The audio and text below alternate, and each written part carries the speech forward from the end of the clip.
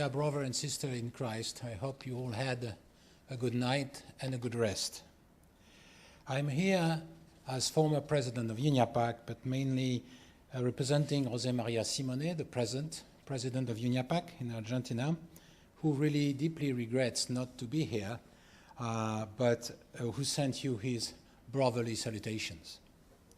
Let me first thank our Thai brother from the Catholic Business Executive Group, their president, Dr. Virachai Teshavichit, and its former president, Patriot Trinicorn, as well as the Catholic Young Executive Society, for their invitation, and to congratulate them for the very successful conference.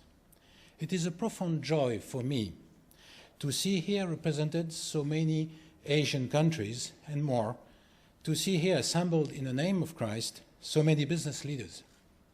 It has been a long dream to build such an encounter, and I do wish you all a very fruitful conference and many brotherly interpersonal meetings. Business, as you know, is at the crossroad of money, power, and people. As such, it is the place of all temptations to use the human person as a mean at the service of personal interest of a few. But it can also be a wonderful place to allow each human person to make the full usage of the gifts which God entrusted in them, and in doing so, to allow the integral personal development of their human person. The role of business leader, and I would never insist more on that, is absolutely paramount in creating a leadership style which permits such an integral development. It requires from Christian business leader the capacity to recognize in each individual the presence, one could say the face of Christ. Meeting Christ in others does transform oneself. Then, our heart being transformed, we can answer the call to transform our own companies and eventually the world. Individual faith, nourished by prayer and the church teachings, are at the roots of this attitude of the heart. But Christ has also taught us that when two persons are together in his name, he is there. He is there with us today. This does mean that Christian faith can only flourish in brotherhood. This implies regular gatherings with Christian brothers to pray together and to share experiences, doubts, and hopes. This was the very raison d'être of the first Christian business associations created in Europe at the end of the 19th century, in the wake of the Rerum Novarum encyclica of Pope Leon XIII. Later, in the middle of the worst world economic crisis in the early 30s, the leaders of these Western Europe associations, namely France, Italy, Netherlands, Belgium, thought they had to gather their experiences and views to proclaim the Christian hope in a business world which was shaken by doubts and fears. For that purpose, in 1931, 84 years ago, the year of Quadrasimo Anno Encyclica, they created Uniapac, a federation of associations, an international meeting place for business leaders. Its full name is International Christian Union of Business Executives. In the 50s, after World War II, it gathers further associations in Europe, Germany, Spain, UK, Switzerland, and in Latin America, Mexico, Brazil, Argentina, Chile, Uruguay, Paraguay. Then in the 90s, Thailand, I believe, and the CBAG, and with the opening of Eastern Europe, associations in Poland, Hungary, Slovakia, and Slovenia joined, while over the last 10 years, 10 associations were created in Africa. Today, Uniapac gathers 37 associations in 35 countries, grouping around 15,000 Christian executives. Uniapac, should maybe use that. Uniapac is an ecumenical organization. It is deeply inspired by the Christian social thought. Its goal is to promote among business leaders, through its member association, the vision and implementation of an economy serving the human person and the common good. Uniapac is structured around two strong Christian principles of solidarity and subsidiarity. Solidarity towards its member association to help them to live up to their mission. That mission means supporting the Christian personal transformation of their members so they can then engage a transformation of their companies and of their business environment. Second, to contribute to national public debate on contemporary social issues triggered by new technological advances and economic growth in a different region of the world, as a means to focus attention on the crucial need to show the utmost respect for human person in all circumstances. This means helping those national associations in organizing local events, attracting key international speakers, and by proposing them reference document, shared experience, and regular leadership meetings. Subsidiarity means for Uniapac International also to do what the local national association cannot do at their national level. We represent this association in international institutions dealing with global economic and social issues, the ILO, UNESCO, OECD, IMF. It means sponsoring the funding of Christian associations of business executives where none exists. It means liaising with the Church international institution, and particularly with the Vatican, and particularly in the case of the Catholic Church with the Pontifical Council of Justice and Peace. Initiating research of academic work with leading universities. Maintaining a website to promote our vision of our present mission, wuniapac.org, which I do encourage you to visit. We have completely renewed it to make it more useful for all our members, or where it's an open site for anybody interested in the Christian vision of the economical world. Seizing any opportunity to promote any venture which would contribute to the realization of these objectives. And finally, to organize every 3 year an international congress around a theme, gathering our association's members to give a further visibility to our collective vision. The next one, our 25th, will be held this year on October 1st and 2nd in Belo Horizonte, Brazil. Its theme is Business Leaders, Government and Civil Society Working Together for the Common Good.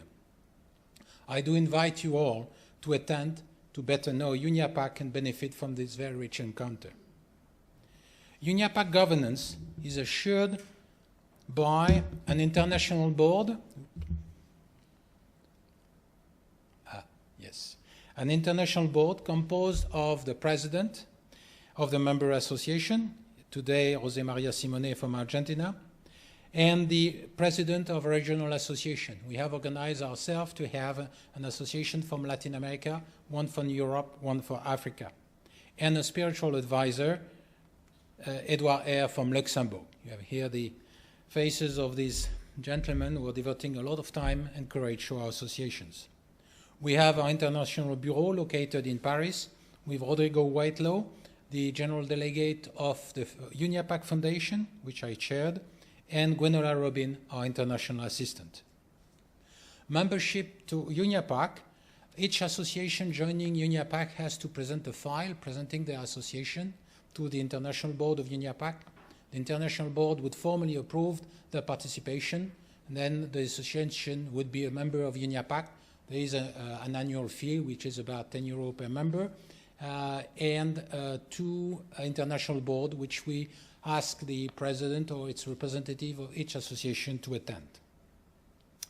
Over the last few years, Uniapac has engaged in the formalization of its vision, which is based on 3 reference documents. The Vocation of Business Leaders, which we have seen the presentation by Cardinal Turkson yesterday, the Profit of Value on Corporate Social Responsibility, and to be published in October 2015, Respect in Action, which will try to develop an approach of the subsidiarity concept to leadership. The Vocation of Business Leaders. It was described yesterday by Cardinal Turkson, but again, let's remember that the foundation of our Christian attitude in exercising our business leadership is to be found in our church social thought. The Catholic Church has developed since Rerum Novarum Encyclica a whole corpus of thought called the Social Doctrine of the Church, which was admirably gathered in a compendium issued by the Pontifical Council Justice and Peace in 2007, I believe. On this basis, Cardinal Turkson engaged a work which would be directly aimed at business leaders to help them to realize that their responsibility is really based on a Christian vocation to develop the leadership which will allow the integral development of their employee as human persons. This work, to which Uniapac was closely involved, led to the publication in 2012 of the Vocation of the Business Leaders, since now translated in 16 languages, I believe. It is the spiritual basis upon which Uniapac is building its vision. It nourishes our vocation to transform our companies and eventually the economic world at the service of the human person. A human person taken as an end and not a mean. Grounded in this solid spiritual basis, Uniapac formalized two types of action to build companies which do respect the paramount dignity of the human being. The first one dealt with the place and role of company within societies, a corporate social responsibility based on the basic need of the human person. Anchoring CSR in human needs, a company can avoid the risk of instrumentalizing it. Whatever the beauty of CSR, if we forget that CSR is there to serve the person, CSR will just be an instrument like any others. We published in 2006 a book called Profit of Values, which details our vision of CSR. It was complemented in 2010 by a practical guide for companies and training bodies called the Protocol. Such an approach of CSR is now being taught to hundreds of business leaders in Latin America and Africa. Second, leadership of business leaders. As I said earlier on, we deeply believe that as business executive, we have a paramount influence on the culture and behavior within our company. It is a huge responsibility, but it's also a unique opportunity to respond to the call of our vocation. Indeed, some leadership mode can enslave employees by denying their gift and freedom, and in doing so, denying their very human nature. Other leadership styles can, on the contrary, give them the opportunity to grow as human beings and can build long-lasting and very efficient companies. We believe that a leadership based on the principle of subsidiarity combined with the application of the principle of solidarity can build such a culture, respecting the human person while allowing the company long-lasting and superior results. We formalize this vision of leadership in a work carried on with the John L. Ryan Institute of the Catholic University of St. Thomas in Minneapolis, US.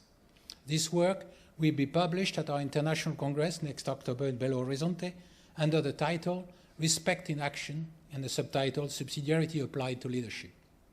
With these tools, the foundation in vocation of business leaders, our vision of a company within a society through a human-based CSR, and a leadership based on leadership, our association and their members can ground their faith and action in a solid and comprehensive corpus of reference.